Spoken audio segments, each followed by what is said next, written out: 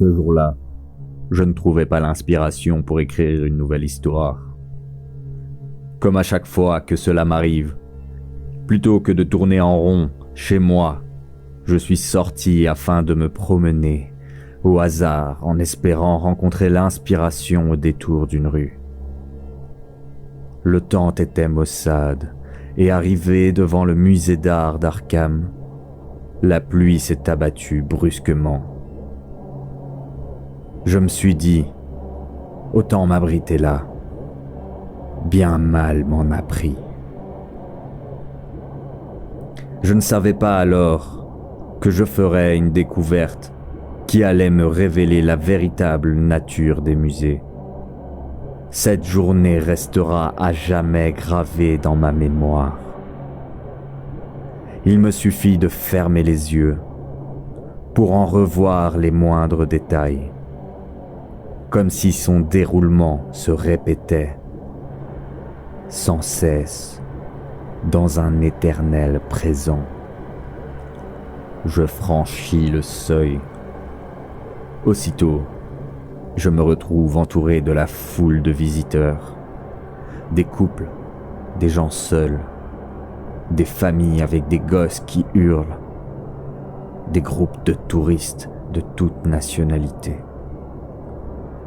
Je fais la file pour m'acquitter du droit de visite. La dame de l'accueil, tout en sourire poli, me remet un ticket et me propose le plan du musée. Je ne le prends pas. Je préfère errer de salle en salle, afin de goûter au plaisir de la découverte de l'une ou l'autre œuvre moins connue du grand public, plutôt que de suivre un trajet balisé. Je commence ma flânerie hasardeuse et m'enfonce sans but précis dans le labyrinthe des salles et couloirs. Certaines salles sont emplies de visiteurs qui se bousculent devant l'une ou l'autre toile. Les bancs sont occupés par des gens aux traits tirés, fatigués, qui reprennent visiblement des forces avant de poursuivre leur marathon. La foule m'empêche d'accéder dans de bonnes conditions à une œuvre. Je dois me contenter d'en apercevoir des fragments entre les épaules des spectateurs. Plus le temps passe, plus la foule devient une véritable cohue. D'habitude, je ne suis pas du genre à fréquenter les musées. Selon moi, l'art, c'est quelque chose de vivant, qui se vit au quotidien, et non en contemplation béate, devant des œuvres qui ont perdu leur âme une fois qu'elles se sont retrouvées épinglées sur un mur, exposées au regard du plus grand nombre. Les musées sont des lieux de voyeurisme et d'exhibitionnisme forcé. On dit d'eux, ce sont des lieux de culture, avec une majuscule s'il vous plaît. Des lieux où les plus grandes œuvres de l'humanité sont accessibles à la contemplation de tous. Laissez-moi en douter. L'humanité en question ne contemple pas les œuvres. Contempler une œuvre nécessite une intimité avec cette dernière. Mais comment s'absorber dans son atmosphère alors que vous êtes entouré d'une foule bruissante ? Comment communier dans ces conditions avec le mystère de la création artistique ? Mais c'est vrai, ce n'est pas le but de la majorité des visiteurs. Ils viennent juste voir le plus d'œuvres possible, leur visite se déroulant généralement au pas de charge. Cela m'attriste de voir toutes ces grandes toiles de maîtres exposées devant une foule qui n'y comprend rien, qui se contente de pousser des « ah », des « oh », des « que c'est beau », des « mais je l'imaginais plus grand ou plus petit ce tableau », sans jamais commenter plus avant leur impression. Généralement, en arrêt devant une toile, Le visiteur s'intéresse plus à la carte du musée, imprimée sur du beau papier glacé, que la dame de l'accueil lui a remis à l'entrée, qu'à la toile proprement dite. Il cherche à planifier un itinéraire à travers les méandres des salles, susceptible de lui permettre de boucler la visite en un minimum de temps, et ce, tout en lui assurant de se retrouver durant quelques secondes devant le plus de chefs-d'œuvre possible. Ce qu'il faut voir au moins une fois dans sa vie. Justement, voir et non contempler et communier. Puis, moment suprême de la visite, la boutique cadeau avec ses cartes postales, ses figurines, ses bouquins, ses posters, ses t-shirts. Je ne sais pas pour vous, mais moi, je trouve cela navrant. La Joconde sourit peut-être toujours devant ses nombreux visiteurs, mais quelque chose me dit que son sourire est devenu crispé depuis qu'elle s'est retrouvée exposée à la vue de tous. Un jour, elle en aura tellement ras-le-bol qu'elle va déserter la toile. J'imagine la tête des visiteurs, plus de Joconde, dans le tableau de la Joconde. Juste un décor vide, rien d'autre à contempler. Je vous parie que la réaction sera « Remboursé! J'ai payé pour voir la Joconde et pas uniquement son décor. Il faut que la petite madame soit là. » Je crois qu'en fait, cela fait longtemps que les muses ont déserté leur ancien temple, face au consumérisme le plus sauvage. Plus besoin de brûler la bibliothèque d'Alexandrie, car tout simplement, il n'y a plus rien à brûler, à part des œuvres vides de sens. Au bout d'une heure, je finis par me perdre dans la masse. Cela vient de tous les côtés, cela grouille, littéralement. C'est encore pire que ce que j'imaginais.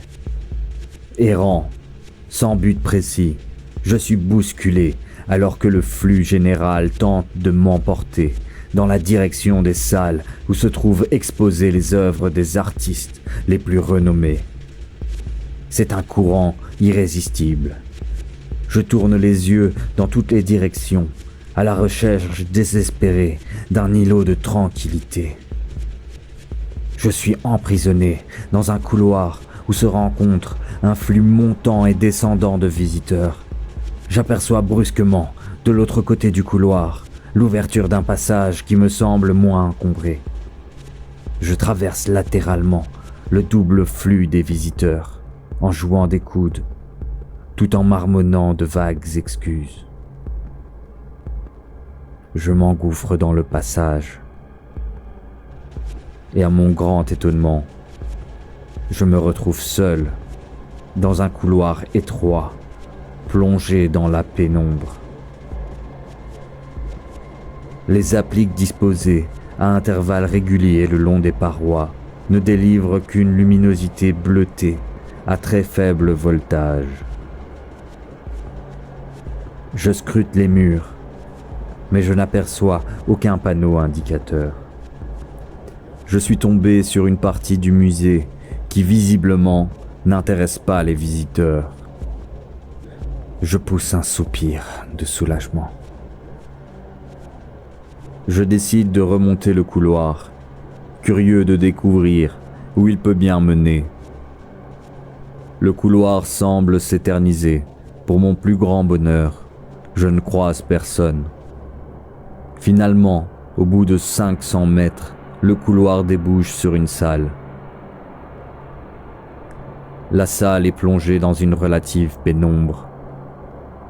Seule une paroi est fortement éclairée, afin de mettre en évidence une toile de grande taille fixée au mur. Le contraste est saisissant avec les autres salles dont le fort éclairage interdit la moindre ombre. Elle semble avoir été conçue comme un écrin pour accueillir la seule œuvre exposée ici. le silence est véritablement à couper au couteau, tellement épais que j'ai l'impression de le sentir physiquement contre mes tympans. Sur le banc, installé face au tableau, j'aperçois une jeune fille, le visage tourné vers le tableau et visiblement en pleine contemplation.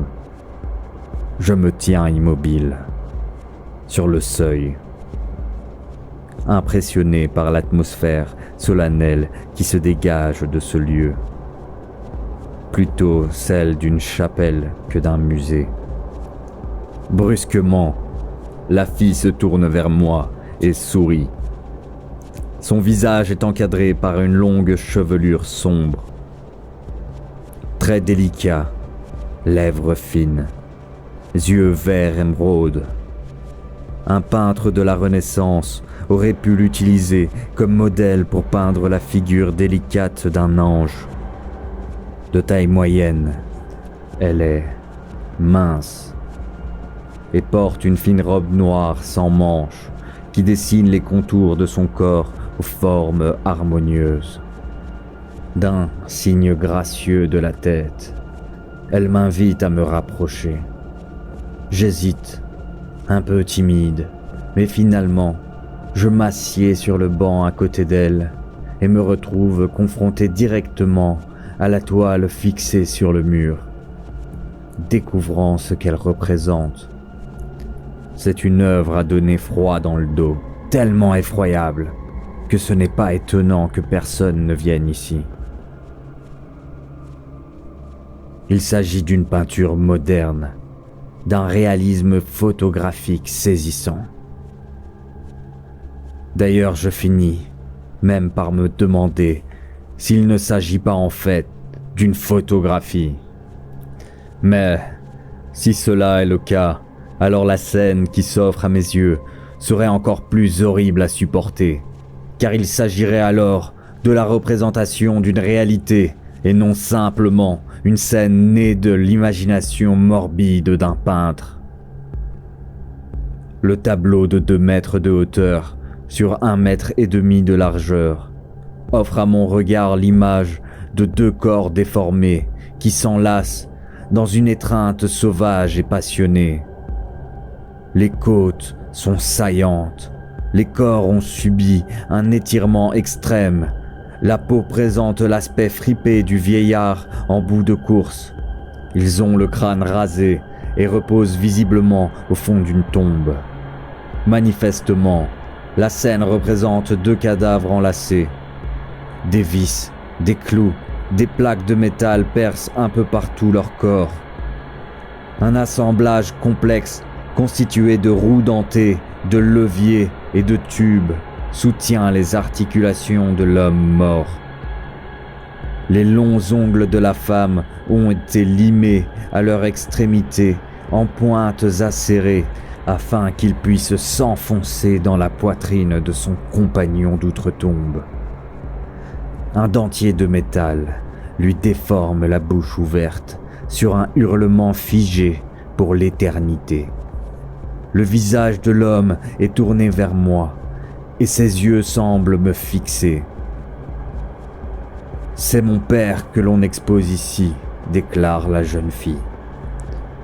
Je sursaute brusquement, ramené à la réalité par sa voix aux intonations rauques. La scène m'a littéralement subjugué, au point que, durant quelques instants, j'ai complètement oublié sa présence. « Votre père ?» « Zacharias Butcher », me répond-elle. Ce nom m'est inconnu. Même si je ne suis pas un spécialiste de l'art, je possède tout de même une certaine culture dans ce domaine. Jamais je n'ai entendu parler de cet artiste. Pourtant, si toute son œuvre est du même acabit, il a dû, surtout en ces temps du triomphe du politiquement correct, provoquer scandale et donc faire parler de lui dans les médias. À l'affût de tout ce qui peut venir heurter la sensibilité contemporaine ronronnante. Nécessairement, j'aurais remarqué un tel artiste. Je devine que vous êtes choqué, reprend-elle. La fille s'est tournée vers moi. Je la dévisage. Une lueur interrogative brille dans son regard. Sur le coup de l'émotion, sa beauté ne me perturbe plus. Je veux en savoir plus sur ce tableau mystérieux. Honnêtement, je dirais un peu tout de même. Il faut dire que je ne m'attendais pas à trouver une telle œuvre ici. Elle sourit, comme si ma réaction lui faisait plaisir. Et pourquoi donc ? C'est tellement extrême, tellement... J'hésite à employer le terme. Je ne veux pas la choquer, me souvenant qu'il s'agit d'une œuvre de son père. Mais bon, comme je suis du genre sincère, je lance le mot. Obscène. Le terme ne la choque pas. Au contraire, elle se met à rire. Je vois une étrange lueur enflammer son regard. Comme si deux petites flammes vertes venaient de s'allumer dans ses pupilles. Brusquement, je ne peux m'empêcher de penser qu'elle n'est pas totalement saine d'esprit. J'en viens à espérer que quelqu'un entre dans la salle. Je ne me sens pas à l'aise de me trouver ici, seul avec elle. J'ai vraiment l'impression que nous sommes totalement coupés du reste du musée. Je devine que personne d'autre ne viendra ici, car on ne peut trouver cette pièce uniquement qu'en se perdant dans le musée, c'est-à-dire en suivant un itinéraire non balisé. Aussitôt, je me traite d'imbécile. Ce genre de pensée irrationnelle doit être inspiré par l'effet prodigué par le tableau. La fille m'explique alors. Pourtant, ce que vous contemplez est une œuvre authentique qui révèle la véritable nature des choses. Même s'il ne s'agissait pas de mon père, je viendrai souvent la voir, comme je le fais déjà dès que j'ai le temps. Vous trouvez cela obscène ? Tout simplement parce que la réalité qui sous-tend toute chose apparaît obscène, dès qu'un artiste la révèle sans fard. Je ne comprends pas.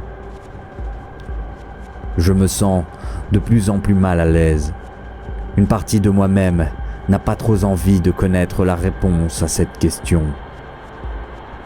Mais une autre part est fascinée. J'ai l'impression d'être comme une biche perdue sur une autoroute et qui s'immobilise brusquement alors que les phares d'une voiture menacent de l'engloutir dans le néant. La fille sourit à présent comme une démente.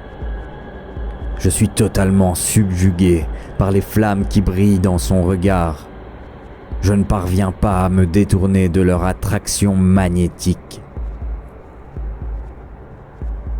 Toute œuvre d'art est en fait une fenêtre vers l'autre monde, déclare la jeune fille.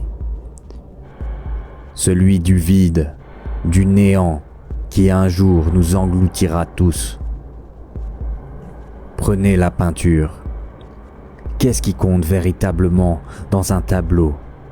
Qu'est-ce qui en fait la force ? La couleur ? Non. C'est la lumière. Les peintres de la Renaissance l'ont bien compris. C'est en partant des ténèbres que l'on donne forme aux choses. Le noir et le sombre sont toujours sous-jacents au tableau, car ils menacent d'engloutir à tout moment la lumière. Les tableaux sont des instantanés de l'existence, des scènes qui, dans la réalité, ont été finalement englouties par le temps.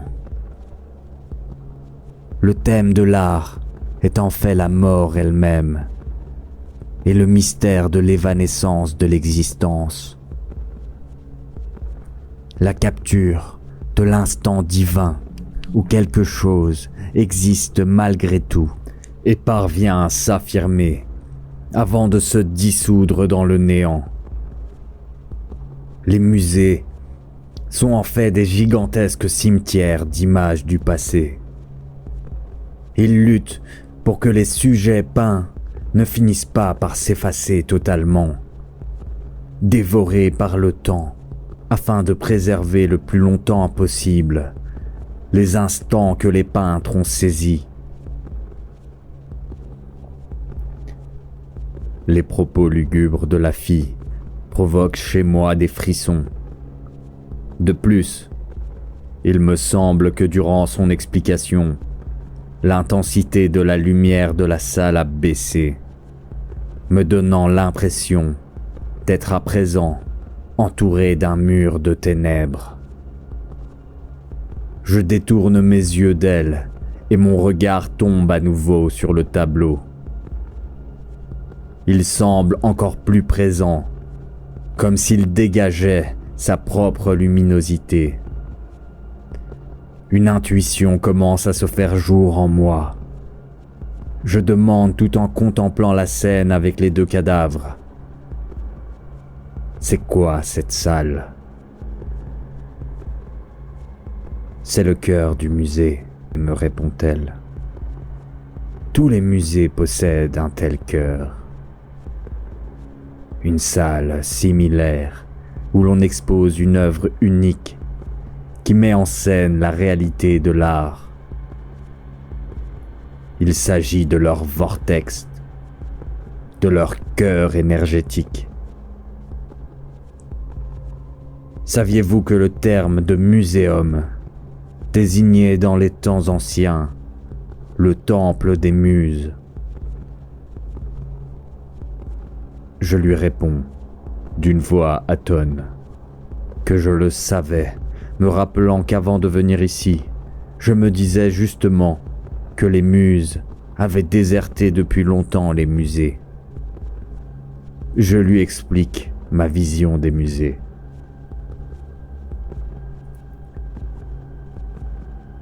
Vous vous trompez, me répond-elle. Les muses n'ont jamais quitté leurs anciens temples, même si les hommes de notre temps ne croient plus réellement en elles. Les artistes, eux, connaissent toujours leur existence. Elles continuent à les inspirer en leur donnant le pouvoir de créer, de faire surgir du néant la lumière.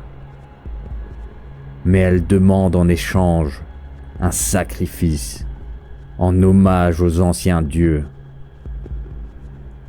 Les muses sont en fait les intermédiaires entre les hommes et les puissances de l'autre monde, qui sous-tendent toute chose. Vous êtes en fait dans la chapelle centrale du muséum, sa véritable raison d'être. Et j'ai reçu l'honneur de créer l'œuvre sacrificielle de ce musée. Comment ? C'est elle l'auteur de ce tableau ? Pourtant, elle m'a dit que c'était une œuvre de son père. Mon ventre se noue. Je comprends alors la signification de son affirmation de tout à l'heure. C'est mon père que l'on expose ici. L'artiste n'est pas son père, mais l'homme représenté sur la peinture. En proie au doute, je me lève et me rapproche du couple macabre. La fille ne fait rien pour me retenir. Je remarque alors que le tableau est protégé par une vitre mate qui recouvre en fait l'entièreté de la paroi où il est accroché. Ce que je contemple est réaliste, beaucoup trop réaliste.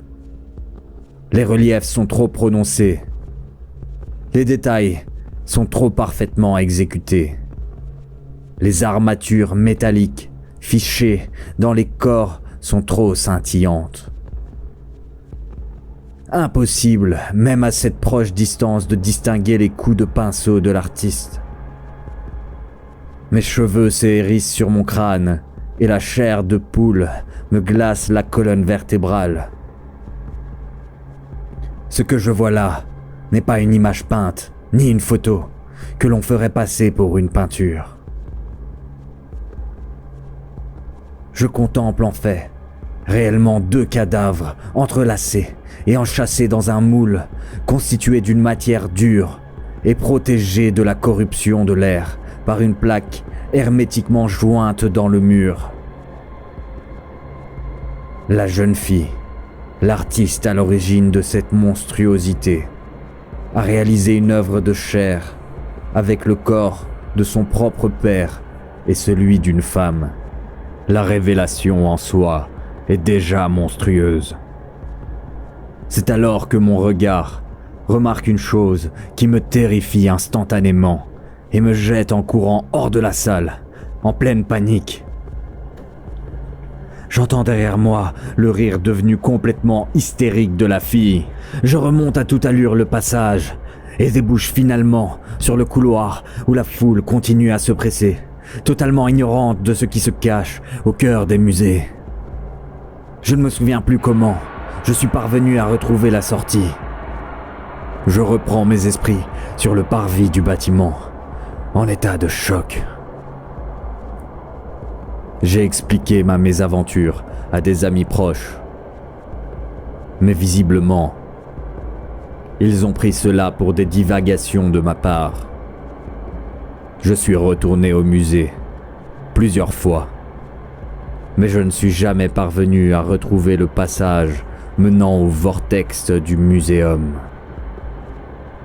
Comme si ce dernier avait mystérieusement disparu.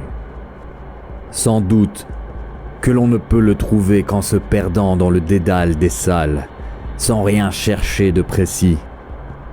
Comme j'en ai eu à un moment donné l'impression, alors que j'étais assis à côté de la fille. Finalement, je me suis décidé à raconter cette histoire. Vous vous dites sûrement qu'il s'agit juste d'un délire. Une de ces fantaisies macabres que j'ai l'habitude de raconter. Mais pour une fois, il s'agit d'une histoire qui m'est véritablement arrivée. Croyez-le. Depuis, chaque nuit, avant de m'endormir, je ne peux m'empêcher de repenser à ce que j'ai vu. Et surtout, à ce qui m'a fait fuir le vortex. Pendant que je scrutais les détails des 2 corps, mon regard s'est porté sur le visage émacié du père de l'artiste.